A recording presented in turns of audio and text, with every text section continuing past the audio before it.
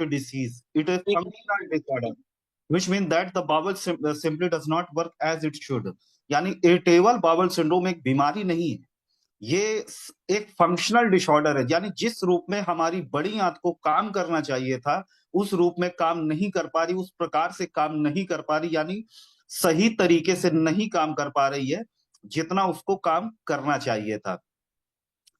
IBS is a common disorder that affect the large intestine. जैसे आप सभी लोग को पता होगा, छोटी आंत होती है, बड़ी आंत होती है, तो बड़ी आंत से संबंधित ये प्रॉब्लम है, बड़ी आंत से संबंधित ये विकार है जो हमारी बॉडी में उत्पन्न होता है।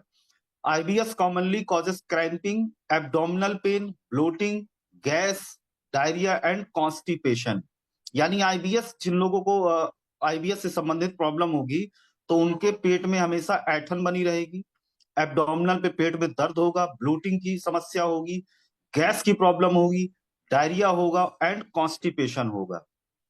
ये मेनली लक्षण है और एक बार में पेट साफ नहीं होगा। तो समझ लीजिए कहीं ना कहीं IBS वाली प्रॉब्लम इरिटेबल बाउल सिंड्रोम। पूरे वर्ल्ड में अगर बात करें 33% से लेके 22% तक लोग कहीं ना कहीं इस बीमारी से ग्रसित हैं। Reason for 20 to 50% of gastroenterology visit prevalence among children with recurrent 26%। यानी अगर बात करें 20 से 50% लोगों में से 26% लोग कहीं ना कहीं जो है उनमें से बच्चे भी इस IBS की प्रॉब्लम से ग्रसित हैं।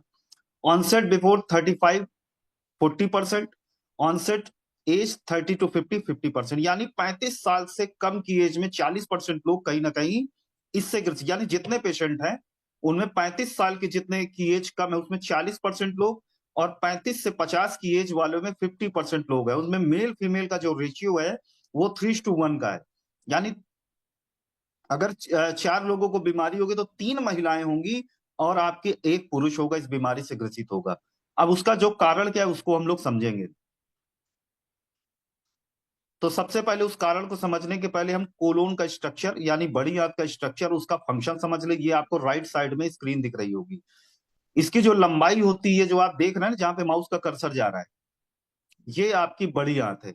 ये इस एरिया सीसम और लास्ट ये एंड है, इसको बोलते हैं रेक्टम। और रेक्टम वो चीज है जहां पर हमारा वेस्ट पदार्थ यानी स्टूल जाके इकट्ठा होता है, लेकिन शुरुआत जो होती है वो हमारे सेसम से होती है। और इसकी जो लंबाई होती है वो 5 से 5.5 फीट के अंदर होती है। ये जो आप देख रहे हैं, यही आपका वॉइस सही नहीं आ रही है? कोई मुझे गाइड करे, क्या वॉइस मेरी क्लियर नहीं आ रही है?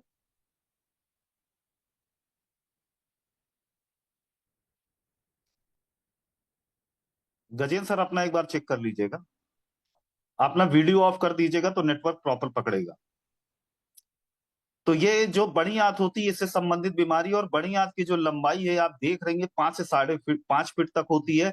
और ये जो आपका रेक्टम है, यहाँ पर वेस्ट पदार्थ इकट्ठा होता है स्टूल का, और यहां से शुरू होता है सीसम, यानी और इसको भी बड़ी आंत को भी 4 पार्ट में डिवाइड किया गया है। ये ऊपर बढ़ने वाले को हम लोग बोलते हैं सेंडिंग, और ये जो रास्ता गया हुआ टेढ़ा सा वक्राकार इसको बोलते हैं ट्राइवर्स। फिर उसके बाद है डिसेंडिंग, फिर लास्ट में सिग्मोइड कॉलम। यानी जो हमारी बड़ी आंत है इसको 4 पार्ट में डिवाइड किया गया है। अब हम लोग बात करते हैं इसका काम क्या है। तो सबसे पहले जो भी हम लोग खाते पीते हैं, जो भी हमारे पेट में जाता है, तो जब ये बड़ी आंत पे पहुंचता है तो बड़ी आंत में क्या है कि इसमें जितना भी पानी है वो सोख लेता है और पानी की मात्रा को बैलेंस करता है हमारी बॉडी में। दूसरा क्या करता है, जितना भी न्यूट्रिशन होगा हमारे जो आधे पचे हुए खाने में, उसको ये बॉडी में एब्जॉर्ब करने के लिए ये बड़ी आंत में ही प्रोसेस शुरू होता है। और धीरे धीरे धीरे धीरे जो आप देखेंगे, जो हमारा स्क्रीन थोड़ा बड़ा कर दीजिए सर, इससे ये फुल स्क्रीन है सर, इससे बड़ा कैसे होगा? तो इसका काम क्या है कि eliminating of toxic waste material in form of stool, यानी जो कुछ भी हम लोग खाते हैं उसका जो भी टॉक्सिक मटेरियल स्टूल के फॉर्म में जनरेट करना, उसको वेस्ट के रूप में बाहर निकालना, और reabsorbing water from waste and maintaining water balance in the body. जितना भी हम लोग का अध पचा हुआ जो खाना है उससे जो है पानी के बैलेंस को बनाता है और उस पानी को फिर से ये सोख लेता है बड़ी आंत। Serve as the site of the growth, balancing bacteria other micro organism. यानी ये हमारे शरीर में क्या करता है, बैक्टीरिया को, जो भी अच्छे बैक्टीरिया हैं उनके बैलेंस को बनाता है और अदर माइक्रो ऑर्गेनिम्स को कंट्रोल ये करता है। यही हमारा बड़ी आंत। आप देखे होंगे होता क्या, जब बड़ी आंत में डिस्टर्ब हो जाता है तो लोगों को लूज मोशन होना शुरू हो जाता है, यानी स्टूल के साथ में पानी की मात्रा का बढ़ जाना। यानी जो ये कॉलम सही तरीके से काम नहीं कर रहा है, तो एक आप चीज समझे कि जो पानी को बॉडी को एब्जॉर्ब करना था बड़ी आंत के माध्यम से, वो नहीं कर पाती। यानी ये इसका काम धाम है हमारी बड़ी आंत का। अब इसमें कॉलन का रोल क्या है? The contraction of the colon muscle and the movement of its contents control by the nerves. यानी कहीं ना कहीं इसमें ब्रेन का हमारे रोल है और ये नर्व्स के द्वारा कंट्रोल होता है। आप देखे होंगे कि ये लास्ट वाली स्क्रीन में आप देख रहे हैं, नीचे जो चित्र बने हुए हैं, तो ऊपर वाले चित्र में जैसे ही कॉन्ट्रैक्शन हुआ यानी उसमें दबाव डाला, तो उसमें जो भी हमारा वेस्ट पदार्थ है वो धीरे धीरे धीरे धीरे आगे बढ़ता चला जाता। नहीं, यानी इधर प्रेस हुआ तो आगे बढ़ा, फिर प्रेस हुआ फिर आगे बढ़ा, और इसको जो पूरा कंट्रोल करता है, ये कंट्रोल करता है हमारा ब्रेन। और धीरे धीरे धीरे धीरे ऐसे ही जो है दबाते हुए जितना भी हमारा वेस्ट पदार्थ है स्टूल के फॉर्म में धीरे धीरे रेक्टम में जाके इकट्ठा हो जाता है। और इस प्रोसेस के दौरान जैसे जैसे जैसे जैसे आगे बढ़ेगा, तो हमारी बॉडी इससे जो है पानी फिर से ले लेगी और साथ में इसमें जो भी न्यूट्रिशन होगा उसको भी एब्जॉर्ब कर लेगा, और जितना भी वेस्ट पदार्थ बचेगा वो जाके रेक्टम में आपके इकट्ठा हो जाएगा। इसी को हम लोग बोलते हैं बॉवेल मूवमेंट्स। और धीरे धीरे धीरे धीरे आगे बढ़ने की प्रक्रिया को बोलस मूव फॉरवर्ड, यानी जो हमारा बोलस यानी जो अध पचा हुआ खाना है वो धीरे धीरे धीरे धीरे आगे बढ़ता हुआ चला जाता है।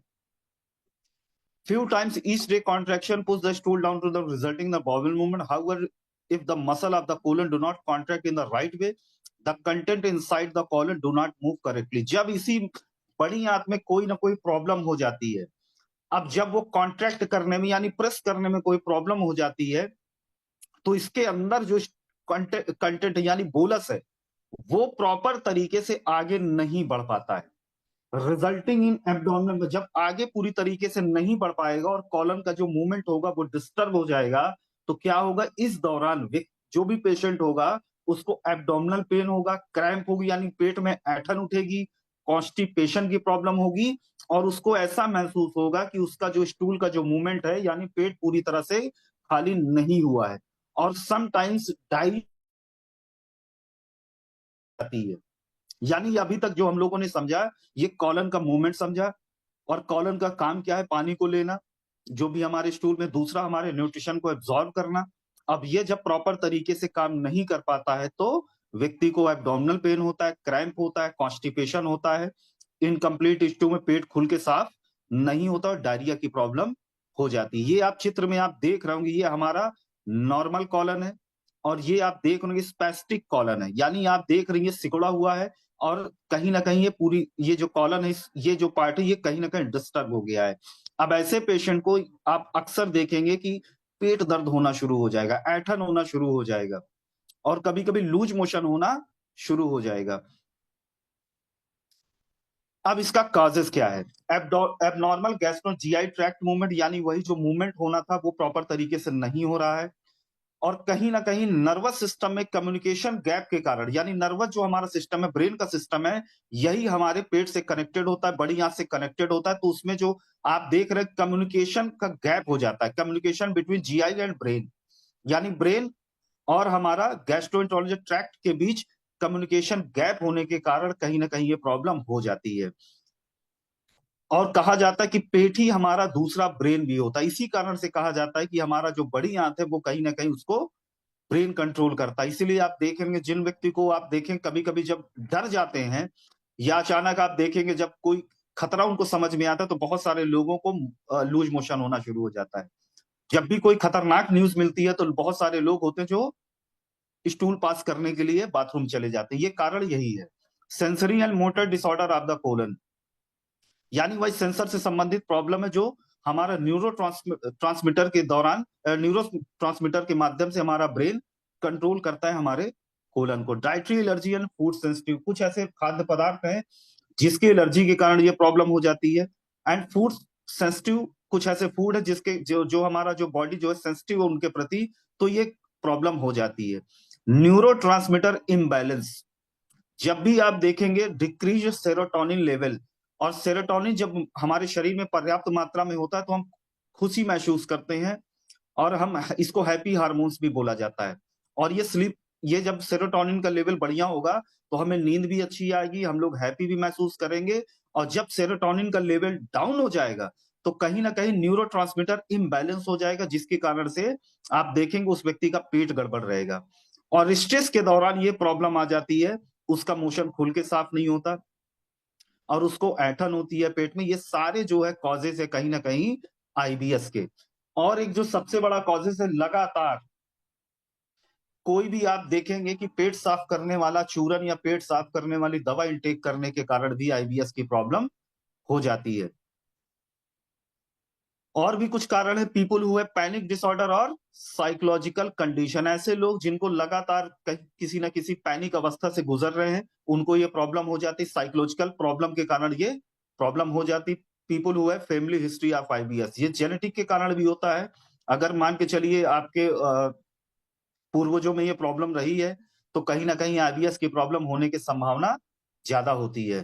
People with other condition include chronic fatigue syndrome, chronic यानी मान के चलिए क्रॉनिक फैटिग यानी लगातार कोई बुखार चले आने के कारण ये प्रॉब्लम आ जाती है। और फाइब्रोमाइल्जिया मींस पूरे शरीर में आप देखें कोई ऐसा फीवर आता है जिसके कारण पूरे शरीर में दर्द होता है, थकान होता है, तो इस दौरान ये प्रॉब्लम हो जाती है। अब इस प्रॉब्लम के क्या होगा कि जो हमारा मसल्स है और जो सॉफ्ट टिश्यू है उसमें लगातार टेंडरनेस और पेन होने के कारण ये प्रॉब्लम हो जाती है।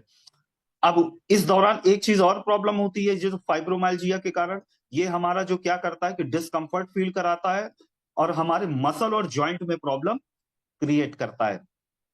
यानी जेनेटिक के कारण भी होता है, लगातार कोई बुखार बने रहने के कारण भी ये प्रॉब्लम आती है। अब इसका सिम्टम क्या है, तो पेन होना, टेस्टेंशन होना, एब्डोमिनल डिस्कंफर्ट होना, ब्लोटिंग होना, abnormal bowel habit with period of 2-3 constipation and diarrhoea. ऐसे लोगों को क्या होगा, 2 से 3 बार पेट साफ करने के लिए जाना पड़ता है। Sensation of incomplete bowel movement, ऐसे व्यक्ति को क्या होगा, पेट खुल के साफ नहीं होता, उसको हमेशा यही लगता रहता है कि फिर से जाऊं, अभी पिछली बार गया था तो पेट मेरा खुल के साफ नहीं हुआ था। और mucus in the stool, mucus होता क्या कि हमारे स्टूल के दौरान म्यूकस भी पास होता है। म्यूकस माने चिपचिपा पदार्थ, ये कहीं ना कहीं आईबीएस के कारण ये प्रॉब्लम होती है।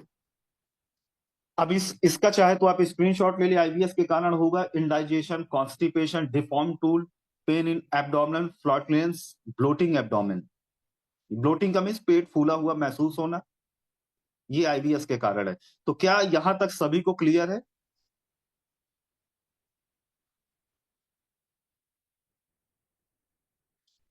या फिर से रिपीट कर दूं?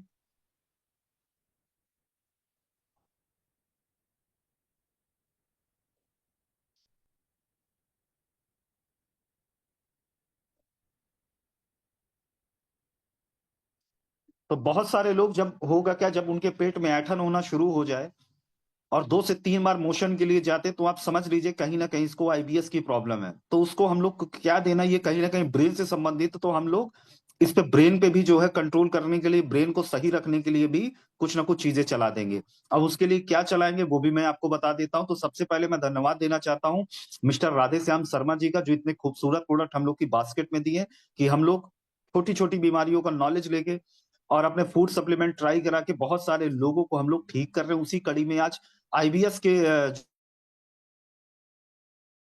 हमें क्या क्या देना है वो भी मैं बता देता हूं। सबसे पहले हमें तुलसी ड्रॉप लगाना है, लिप केयर 5G देना है, नो गैस चूर्ण देना है, डाइजेस्ट बीएफ सिरप देना है, लिवर जाइन देना है और कॉन्स्टिपेशन देना है। तो ये तो हो गया जो हमारे बाउल मूवमेंट को सही रखेगा। और अगर पेट खुल के साफ नहीं हो रहा है तो उस पर कॉन्स्टिपेशन भी काम करेगा। बस इसमें एक चीज का विशेष ध्यान रखना है कि जो कॉन्स्टिपेशन पाउडर उसको रेगुलर नहीं देना है। कोई भी पेट साफ करने की दवा लगातार नहीं प्रयोग करना है, नहीं अदरवाइज अगर उसको आईबीएस की प्रॉब्लम नहीं भी है तो भी ये हो जाएगी। अब इसमें एक चीज हम लोग और लगा देते हैं, वो उन लोगों के लिए जो आज की ट्रेनिंग अटेंड किए, पीडीएफ में वो पार्ट नहीं है, हमें उसको अश्वगंधा शिलाजीत मिली हुई अपनी टैबलेट भी देनी है। तो आप सभी लोग को पता होगा कि सिर्फ 2 चीज़ें 5-5 सौ एमजी का हमारा अश्वगंधा शिलाजीत मिला हुआ एक टैबलेट में, उस टैबलेट का नाम अगर किसी को पता है तो फटाफट मैसेज कर दीजिए, तो और लोगों को भी उसके बारे में ज्ञात हो जाएगा।